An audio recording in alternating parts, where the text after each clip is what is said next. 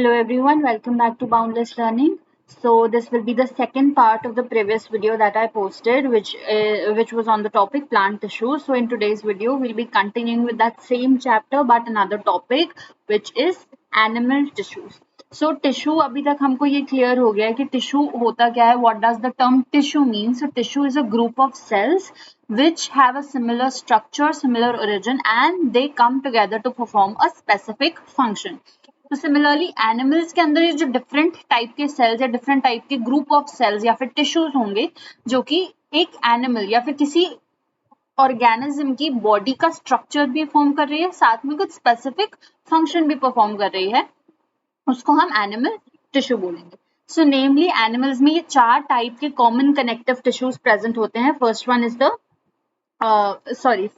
Four type के common tissues present होते हैं. First one of which is connective tissue, second is epithelial tissue, third one is muscle tissue or muscular tissue, and third one is nervous tissue. So in this video, we'll be studying all of these four tissues in great detail. So first, before starting with the going into the depth of these four tissues, let's just understand the division of the animal tissue along with their subdivisions. So firstly सबसे पहले अगर हम epithelial tissue discuss करते हैं तो epithelial tissues mainly are of 4 to 5 types. Epithelial tissues क्या है? Animal tissues में जब हमने बोला कि चार डिविजन्स है, epithelial, connective, muscular and nervous. Epithelial tissues majorly form the lining of external and internal organs. External and internal organs. तो मतलब ये है जैसे अगर हमारी स्किन है, हमारी स्किन हमारी पूरी बॉडी पर प्रेजेंट है और हमारी पूरी बॉडी को प्रोटेक्शन का काम प्रोवाइड कर रही है, प्रोटेक्शन का फंक्शन परफॉर्म कर रही है. तो एपिथेलियल टिश्यूज एक्सटर्नली भी प्रेजेंट होंगे. और जैसे अगर हमारी इंटरनल लाइनिंग्स है, जैसे हमारी ईसोफेगस का ल्यूमेन है या फिर हमारे ब्लड वेसल्स का ल्यूमेन है, हमारे स्टमक, इंटेस्टाइन्स, लंग्स एटसेट्रा, जितने भी हमारे इंटरनल या विसरल ऑर्गन्स हैं, उन सब की लाइनिंग्स ये एपिथेलियल टिश्यू ही बनाएंगे. फर्दर ये मल्टीपल टाइप्स के हो सकते हैं. जैसे फर्स्ट वन इज स्क्वैमस. इनका हम सबका डिफरेंस देखेंगे, सबके शेप में कुछ ना कुछ डिफरेंस होता है. तो first one is squamous epithelial tissue, second is cuboidal epithelial tissue, third is columnar epithelial tissue, fourth is ciliated epithelial tissue. अब जो ciliated है, ciliated is again a subdivision of cuboidal और maybe columnar. ये भी अभी हम discuss करेंगे क्यों ये सबडिविजन है. And last one is glandular. Next comes are connective tissue. Connective tissue नाम से पता चल रहा है कि कनेक्शन का काम करेंगे, बीच में किसी दो ऑर्गन्स को, किसी दो स्ट्रक्चर्स को कनेक्ट करने का काम करेंगे. So first one is areolar tissue, second is adipose, third is skeletal. Skeletal के अंदर भी दो सब डिविजन्स हैं, bone and cartilage. And then last comes fluid connective tissue which accommodates the blood and the lymph. Next we have muscular tissue. Muscular tissue नाम से पता चल रहा है हमारी बॉडी के जितने भी मसल्स हैं, all of those muscles will be formed of muscular tissue. The subdivisions of which are skeletal muscular tissue, smooth muscular tissue and cardiac muscular tissue. And last one is nervous tissue. Nervous tissue का कोई subdivision नहीं है. Nervous tissue is, we'll study nervous tissue as it is. So I hope this flow chart was clear to you. Now without further delay, let's get started with the first type of tissue, which is epithelial tissue. अब epithelial tissue की अगर हम बात करें, epithelial tissues are the ones which form the lining of major and minor organs, may be internal or external. जो हमने different types के tissues की बात करी थी उसमें आया था स्क्वैमस एपिथेलियम. अब एपिथेलियल टिश्यूज जो है उसको हम फर्दर हम दो में डिवाइड कर सकते हैं, सिंपल और स्ट्राइएटेड. सिंपल एपिथेलियल टिश्यूज का मतलब होता है कि दे आर सिंगल लेयर्ड और स्ट्राइएटेड आर मल्टीपल लेयर. जैसे अगर यहाँ पे हम डायग्राम देखें तो यहाँ पे एक single layer of cells present है, इसलिए ये सिंपल स्क्वैमस है. तो स्क्वैमस का मतलब होता है स्क्वैमस सेल्स जो होते हैं दे आर फ्लैट सेल्स. तो सिंपल स्क्वैमस सेल्स जो है उनके बीच में एक बाहर नीचे एक बेसमेंट मेम्ब्रेन प्रेजेंट होगी which is non cellular in nature, और इस बेसमेंट मेम्ब्रेन के ऊपर ये हमारे सेल्स लाया करते हैं, और ये सेल्स कैसे होते हैं, दे आर फ्लैट सेल्स। उसके बाद आता है simple cuboidal epithelium. Simple cuboidal epithelium का मतलब है कि जो हमारे सेल्स होंगे they will be cube like cells, cube की शेप के सेल्स प्रेजेंट होंगे। अगेन यहाँ पर भी हमारा ये बेसमेंट मेम्ब्रेन प्रेजेंट होगा, बेसमेंट मेम्ब्रेन पर ये सारे लाई करेंगे।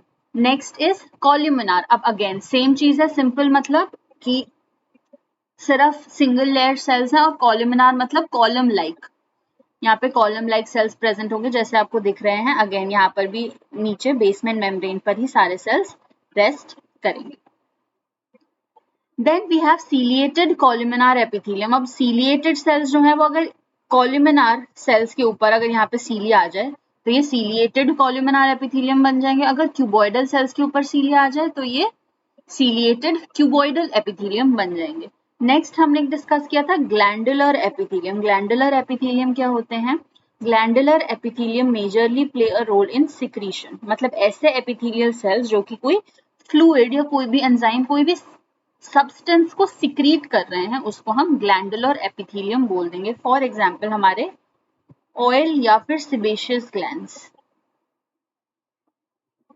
जो हमारे ऑयल और सिबेशियस ग्लैंड्स होते हैं they are epithelial tissues. Further अगर हम ये बात करें कि ये कहाँ पर प्रेजेंट होते हैं तो यहाँ पे ऑल दो डायग्राम्स बने हैं, but still let's just right it down कि कहाँ पर ये सारे टाइप के सेल्स या फिर ये टिश्यूज प्रेजेंट होते हैं। Starting with simple squamous epithelium, ये प्रेजेंट होगा हमारे डक्ट्स में, मोस्ट ऑफ द डक्ट्स या फिर एल्वियोलर डक्ट्स, एंड सेकेंड हमारी एल्वियोलाई की लाइनिंग बनाने में काम करेगा, डक्ट्स में भी और ब्लड वेसल्स में भी प्रेजेंट होते हैं। नेक्स्ट इज सीलिएटेड कॉलुमिनार एपिथेलियम, ये हमारे प्रेजेंट होगा ब्रोंकाई में, ताकि कोई भी डस्ट पार्टिकल एंटर ना करे, और दूसरा ये प्रेजेंट होगा फीमेल्स के फलोपियन ट्यूब में। Next we have simple cuboidal epithelium, this will be present in our kidney tubules or kidney ducts, and simple columnar epithelium cells will be present in our gut or maybe intestines. ठीक है, ये सारा इनका division है, कहाँ पर क्या क्या लोकेशन है इनकी। फर्दर यही चीज आपको मैंने एक और टेबल में सिंपली दिखाई हुई है कि सिंपल स्क्वामस एपिथेलियल सेल्स कौन से होते हैं। सिंपल स्क्वामस एपिथेलियल सेल्स की location, they will line ventral body cavities, the lining of heart and then blood vessels, portions of kidney tubules and lining of cornea which is present in our eye, alveoli of the lungs. इनका major function है to reduce friction and to perform absorption और secretion. अगर absorption और secretion ये perform कर रहे हैं तो they will be glandular epithelial cells. इनके आप देख सकते हो they are almost flat cells जिनके आसपास cytoplasm present है और nucleus। ये हो गया first. Second is simple cuboidal. Cuboidal ये क्यूब लाइक सेल्स प्रेजेंट है। अभी क्यूब लाइक सेल्स को साथ में रखने के लिए यहाँ पे आप देख सकते हो ये जो ब्लैक लाइन दिख रही है this is the basement membrane, ऊपर हमारे क्यूबॉइडल सेल्स प्रेजेंट है, क्यूब शेप के सेल्स प्रेजेंट है, और मेजरली कहाँ पर प्रेजेंट है ये, इन द किडनी टिब्यूल्स। ठीक है, किडनी टिब्यूल्स लास्ट में भी हमने ये लिखा था क्यूबॉइडल सेल्स में they will be present in our kidney tubules. Function इनका है अगेन प्रोटेक्शन, प्रोटेक्ट करना, secretion and absorption. Next we have simple columnar epithelial cells. तो यहाँ पे आप देख सकते हो कि यहाँ पर इनका अगेन बेसमेंट मेम्ब्रेन प्रेजेंट है, न्यूक्लियस इनका मिडिल में प्रेजेंट है, और ऊपर क्योंकि ये सीलिएटेड है तो कुछ में माइक्रोविलाई प्रेजेंट होते हैं। तो क्योंकि माइक्रोविलाई प्रेजेंट है इसलिए ये इंटेस्टाइन में प्रेजेंट होगा ताकि ये surface area for absorption increase कर सके। माइक्रोविलाई का सिंपल ये मतलब कि ऐसे विलाय लाइक structures present होते हैं which increases the surface area for absorption, increases surface area। ठीक है, this was all about squamous epithelial cells. Next we have muscular tissue. Muscular tissues जो है वो हमारी muscles form करेंगे। तो there are 3 different types of muscular tissue starting with the cardiac muscle, skeletal muscle and smooth muscle. Cardiac muscle हमको नाम से पता चल रहा है, कार्डियक मसल्स जो हैं सिर्फ और सिर्फ हमारे हार्ट में प्रेजेंट होंगी। स्केलेटल मसल्स जो है वो हमारे आर्म्स और लेग्स की मसल्स में, ऐसी मसल्स में प्रेजेंट होगी which are voluntary in nature, जिसको हम अपनी विल से मूव कर सकते हैं। Smooth muscles will be present in our internal organs which are involuntary in nature. तो सबसे पहले अगर हम कार्डियक मसल टिश्यू की बात करें तो कार्डियक मसल टिश्यू कुछ ऐसा दिख रहा है जैसे यहाँ पे कुछ ब्रांचेस प्रेजेंट है। ऑल्दो यहाँ पे हमको क्या क्या चीजें दिख रही है, यहाँ हमको स्ट्राइएशंस दिखने को मिल रहा है। स्ट्राइएशंस मीन्स थोड़ी बहुत स्ट्राइप्स प्रेजेंट होंगी। स्ट्राइएशंस के साथ हमको ब्रांचेस दिख रही है, तो ब्रांचिंग पैटर्न है इनका। जैसे आप देख सकते हो ये इंटरकनेक्टेड डिस्क प्रेजेंट है, इसको हम बोलते हैं इंटरकैलेटेड डिस्क, इंटरकैलेटेड डिस्क। ठीक है, तो ये कार्डियक मसल्स, ये कॉन्ट्रैक्शन, इनकी कॉन्ट्रैक्शन और रिलैक्सेशन की वजह से ही heart is able to propel blood through the blood vessels. Next we have skeletal muscles. Skeletal muscles की अगर हम मॉर्फोलॉजी देखें तो अगेन दे आर स्ट्राइप्ड और स्ट्राइएटेड, और इनके अंदर भी ब्रांचेस प्रेजेंट होती हैं। They are most of the time multi nucleated, multi nucleated.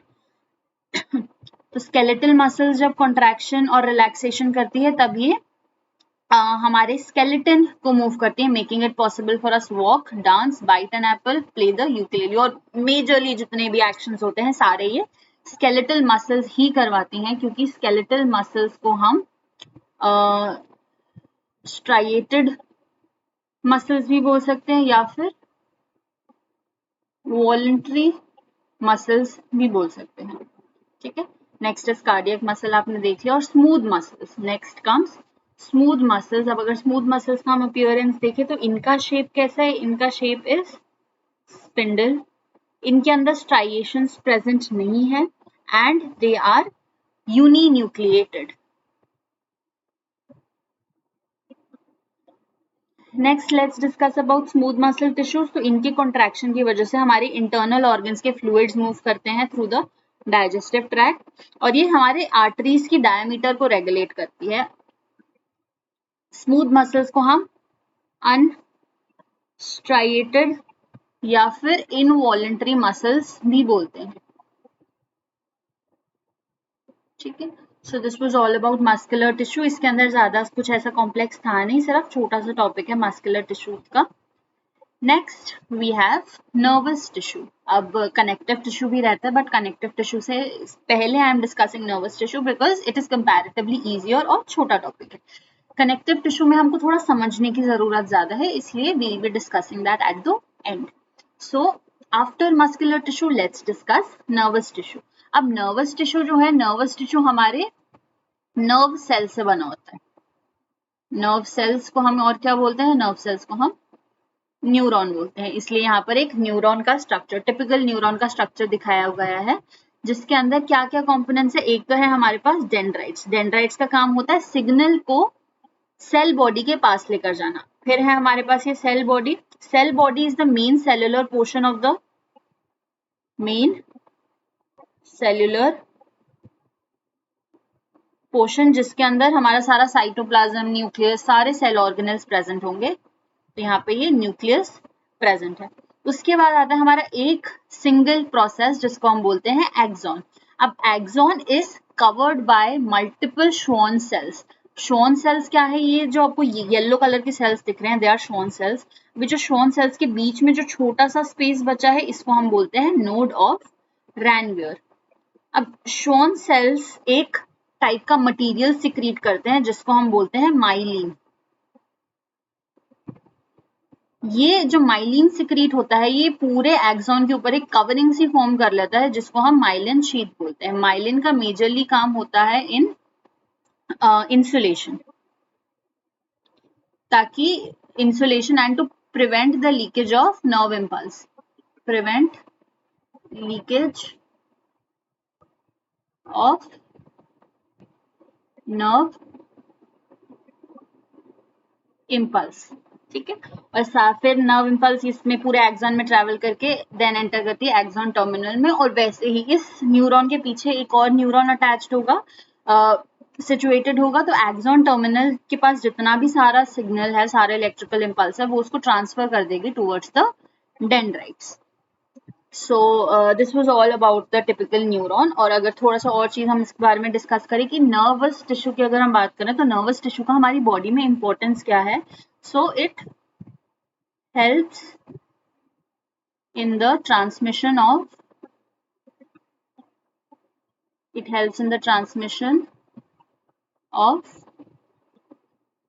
nerve impulse through the neuron. ये इसका मेन इंपॉर्टेंस है.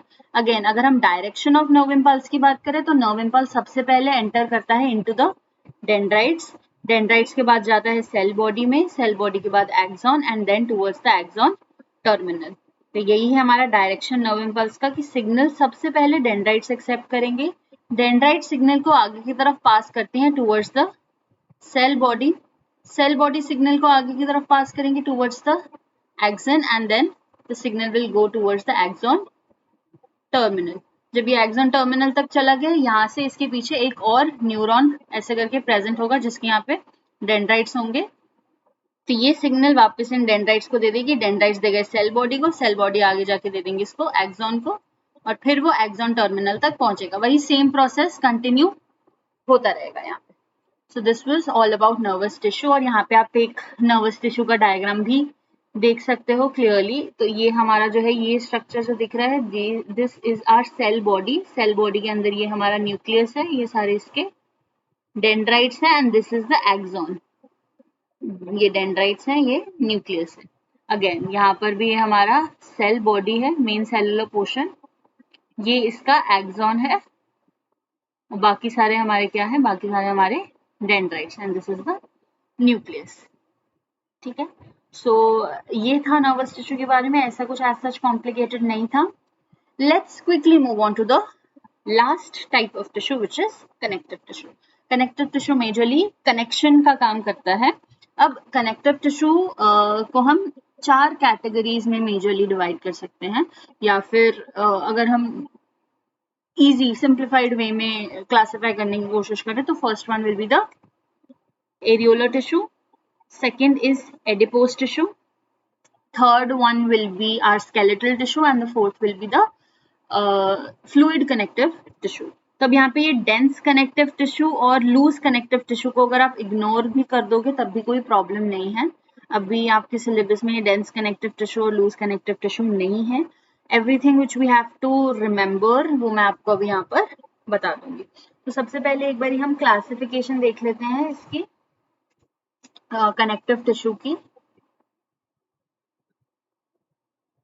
अगर हमको कनेक्टिव टिश्यू को क्लासिफाई करना हो तो हम सबसे पहले इसको करेंगे इन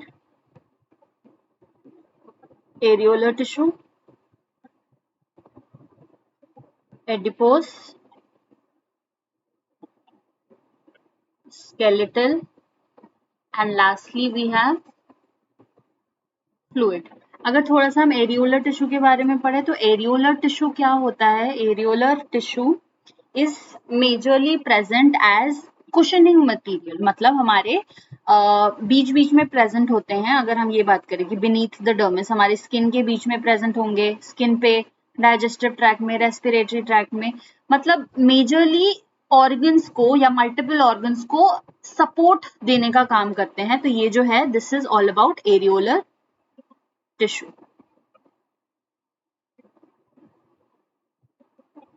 ठीक है. Areolar tissue beneath the dermis present है, muscles around the blood vessels और ये जॉइंट्स को ज्वाइन करके रखने का काम करता है. यहाँ पर जो मास्ट सेल्स प्रेजेंट होते हैं, मास्ट सेल्स मेजरली प्रेजेंट है किसी फॉरेन ऑर्गेनिज्म को किल करने के लिए. अगर इसका मैट्रिक्स हम देखें तो इसके मैट्रिक्स में कोलेजन फाइबर्स प्रेजेंट होते हैं उसको अटैच करके रखने के लिए, कुछ इलास्टिक फाइबर्स और मैक्रोफेजेस प्रेजेंट होते हैं. तो मास्ट सेल्स और मैक्रोफेजेस का ऑलमोस्ट सेम काम है किसी भी फॉरेन ऑर्गेनिज्म को किल करने का. ये जो यहाँ पे फैट सेल प्रेजेंट है वो हम देखेंगे in the next topic which is adipose tissue. तो फंक्शन इसका ये हो गया कि हमारे ऑर्गन्स को कुशन प्रोवाइड करते हैं. जैसे अगर हमारी बॉडी में कोई ऑर्गन प्रेजेंट है तो उसको उसी पोजीशन में रखने के लिए, उसको प्रोटेक्शन देने के लिए, उसको मूवमेंट में हेल्प करने के लिए ये प्रेजेंट होंगे. दूसरा यहाँ पे फेगोसाइटिक सेल्स प्रेजेंट होते हैं, जैसे मास्ट सेल्स और मैक्रोफेजेस। ये मास्ट सेल्स और मैक्रोफेजेस फेगोसाइटिक या फिर किलिंग सेल्स होते हैं, जो कि डिफेंस प्रोवाइड करते हैं अगेंस्ट द पैथोजेंस। तो ये हमारा फर्स्ट एरियोलर टिश्यू हो गया, जो कि कहाँ पर प्रेजेंट है, हमारे डाइजेस्टिव ट्रैक्ट में।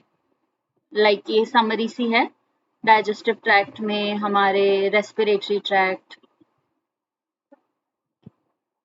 ऑलमोस्ट हमारी बॉडी में सब जगह पर प्रेजेंट है।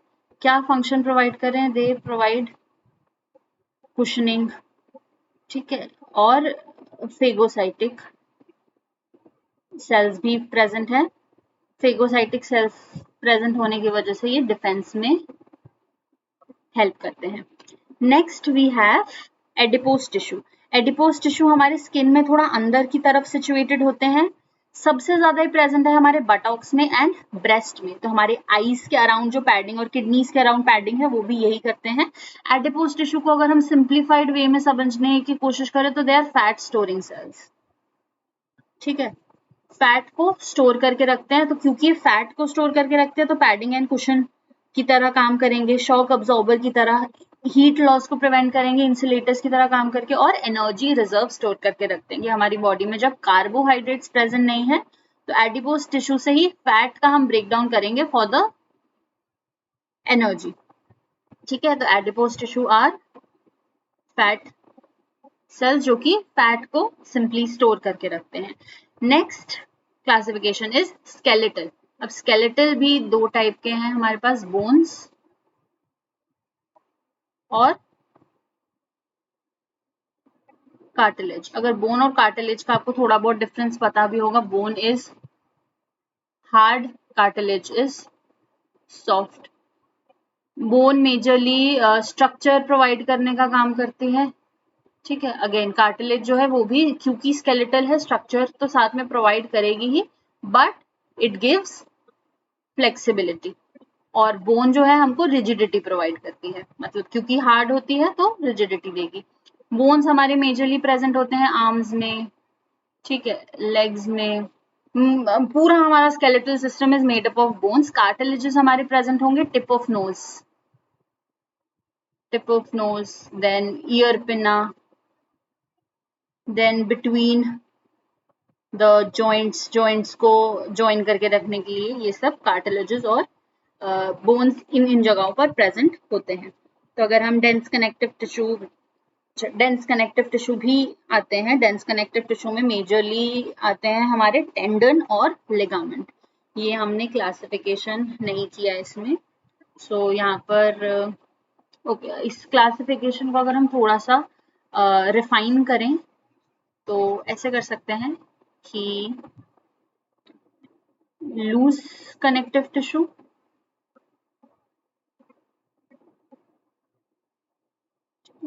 और डेंस कनेक्टिव टिश्यू।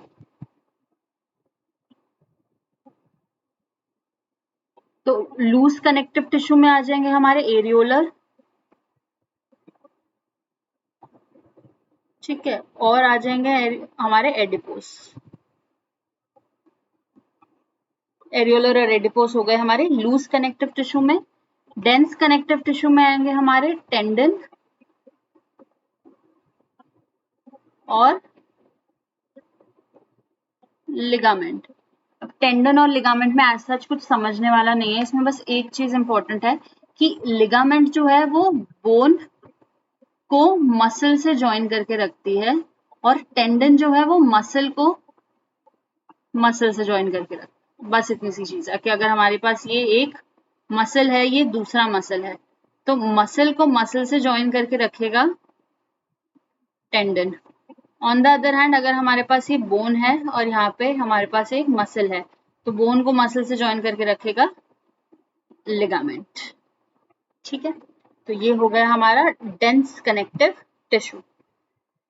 लास्ट हमारे पास आता है फ्लूइड कनेक्टिव टिश्यू। अब फ्लूइड कनेक्टिव टिश्यू की अगर हम बात करें तो फ्लूइड कनेक्टिव टिश्यू में एज सच कुछ चीज ऐसी नहीं है जो आपको नहीं पता। फ्लूइड कनेक्टिव टिश्यू में आता है हमारा ब्लड और lymph. Blood is the red coloured fluid, ठीक है। क्या क्या कंपोनेंट्स प्रेजेंट है, 3 इसके कंपोनेंट्स या फिर 2 मेजर कंपोनेंट्स होते हैं इसके. First one is plasma which is the liquid portion, और ब्लड सेल्स प्रेजेंट होते हैं which is the solid portion. Blood cells भी फर्दर 3 टाइप्स के प्रेजेंट होते हैं, red blood cells, white blood cells और प्लेटलेट्स. रेड ब्लड सेल्स का majorly काम होता है ऑक्सीजन को कैरी करना, व्हाइट ब्लड सेल्स का काम होता है to fight any disease causing germ which might enter our body, और platelets का काम होता है in blood clotting. जब भी कभी चोट लग जाती है तो उस पर blood clotting के लिए ये responsible है. lymph की अगर बात करें, lymph is a colorless fluid. Colourless fluid है तो कोई इसके पास पिगमेंट प्रेजेंट नहीं होता. मेजरली इसमें हमारे ब्लड का ही प्लाज्मा और व्हाइट ब्लड सेल्स प्रेजेंट होते हैं. क्योंकि व्हाइट ब्लड सेल्स इसमें प्रेजेंट है तो ये अगेन हमारे इम्यूनिटी प्रोवाइड करने में हेल्प करता है, इम्यून सिस्टम बनाता है, या फिर किसी भी फॉरेन डिजीज कॉजिंग ऑर्गेनिज्म से फाइट करने में हेल्प करता है. सो ये हमारा पूरा क्लासिफिकेशन हो गया. ये हो गया ब्लड और lymph. So this was the whole chart of connective tissue. अगर एक और बारी अगर थोड़ा सा आपको रिवाइज करना हो फ्लूइड कनेक्टिव टिश्यू तो मैं यहाँ पर क्लियरली एक बारी मेंशन कर देती हूँ. कनेक्टिव टिश्यू में ये चीज इंपॉर्टेंट है कि first type of connective tissue is loose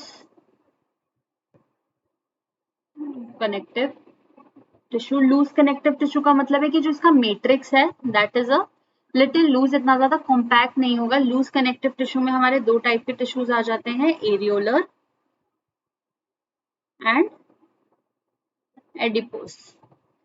next we have dense connective tissue जिनका matrix is a little dense as compare to the loose. Dense connective tissue भी 2 टाइप्स के हैं, ligament and tendon. Next up we have skeletal connective tissue.